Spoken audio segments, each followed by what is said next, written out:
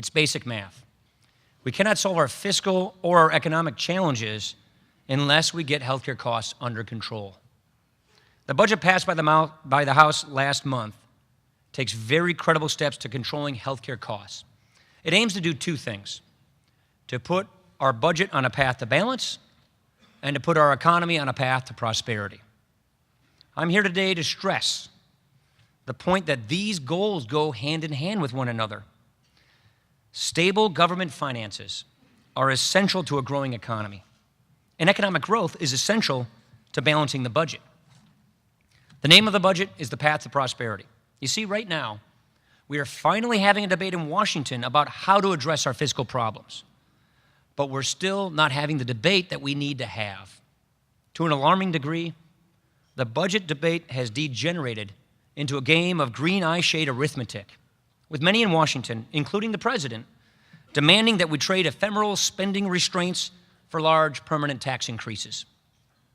This sets up a debate in which we're really just arguing over who to hurt and how best to manage the decline of our nation.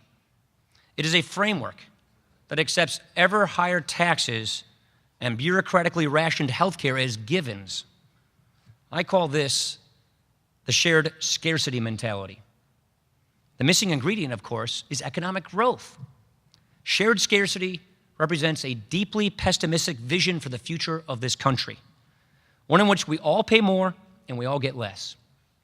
I believe it would leave us with a nation that is less prosperous and less free.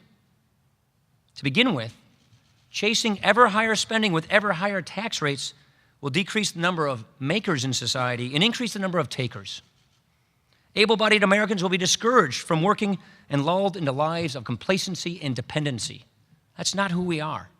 Worse, when it becomes obvious that taxing the rich doesn't generate nearly enough revenue to cover all of Washington's empty promises, austerity will be the only course left.